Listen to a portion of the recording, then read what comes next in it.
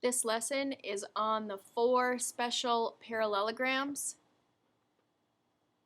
Parallelograms themselves, rhombuses, rectangles, and squares. It is section 6.4 in our book.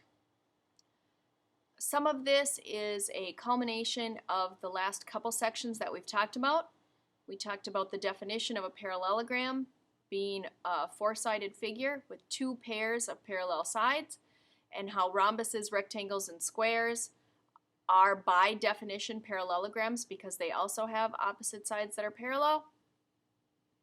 They just have an extra piece that goes with their definition. Rhombuses have all 4 sides that are congruent. Rectangles have 4 right angles, and squares are a combination of rhombuses and rectangles. They have 4 right angles and 4 congruent sides. Just so that everybody is together, we know that we have 2 pairs of parallel sides. That's what the definition tells us. The opposite sides in each one of these, opposite sides in any kind of parallelogram have to be congruent.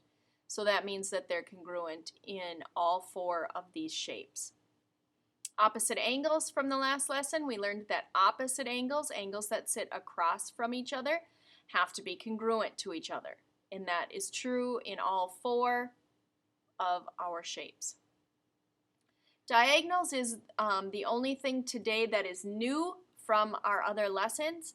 Diagonal, remember, is when you draw a line from one corner to another corner that has to go through the polygon itself. In a parallelogram, when you draw in the diagonals, if I draw in the diagonals here and here, oops, I missed. That they bisect each other. So this chunk has to be the same as this chunk, and this chunk has to be the same as this chunk. Okay? In a rhombus, not only do they bisect each other, because that's what parallelograms do, but also it bisects the angles and they are perpendicular to each other. A rhombus has all kinds of things that happen with a parallelogram, or excuse me, with the diagonal.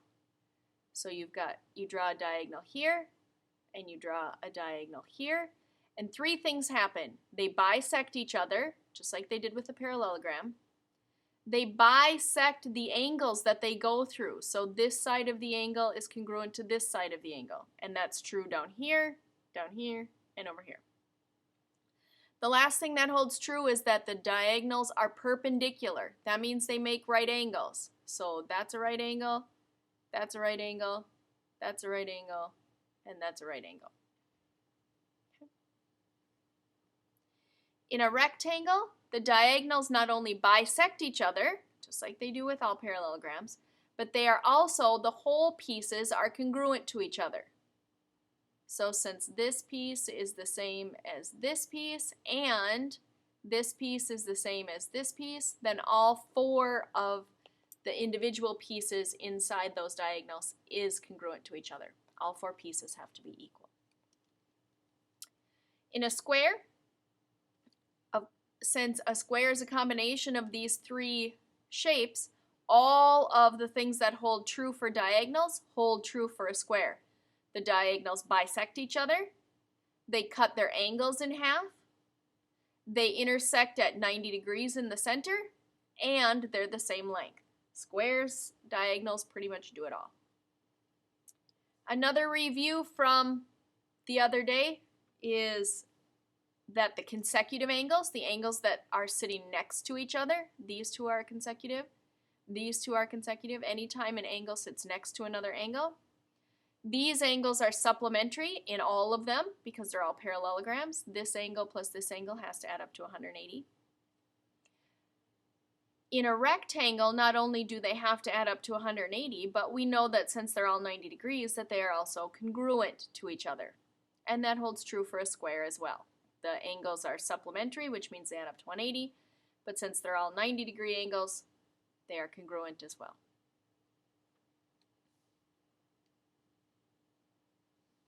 Some examples of problems that you're going to see are, in example 1, I want you to find the missing angle measures, knowing that it's a rhombus shape that you're looking at. Okay. In a rhombus, we know some things about the diagonals. We know that the diagonals are perpendicular to each other. We know that all 4 of these angles in the middle will be 90 degrees. So as far as the measures of our angles,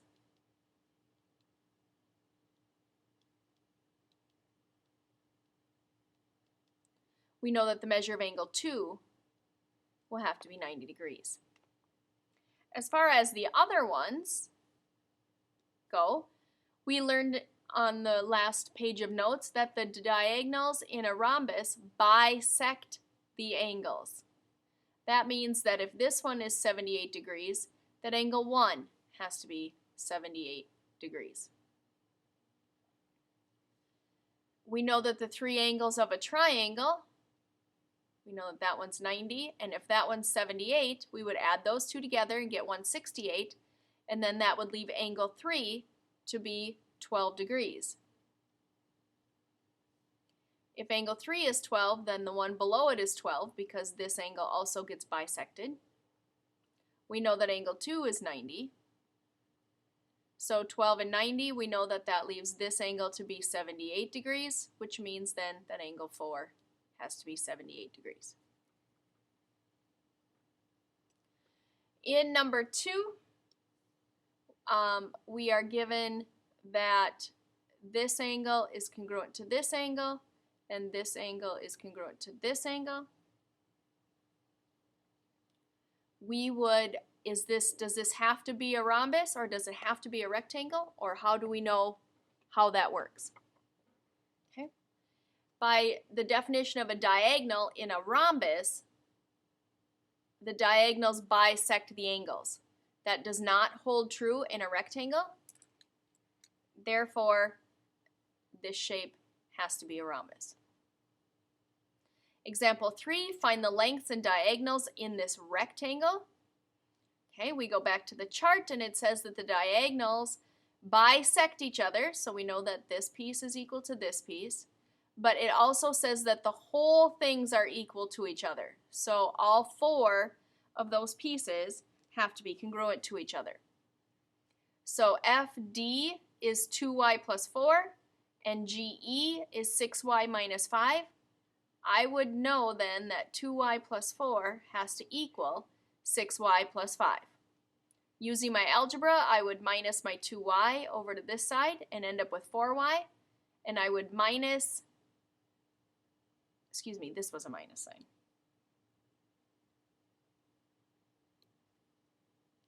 I would add my 5 to this side, so I would plus 5 over to here, and I would get 9. So I would get 4y equals 9. When I divided by 4, I would get y equals 2.25. If I wanted to find the lengths of the diagonals, which is what it asked me to do, I would have to take my 2.25 and I would have to plug it back into these formulas. 2 times 2.25 is 4.5 plus 4 is 8.5. 6 times 2.25 minus 5 better also be 8.5 because the diagonals have to be equal to each other. That is the end of the lesson. Here are the appropriate homeworks based on classes.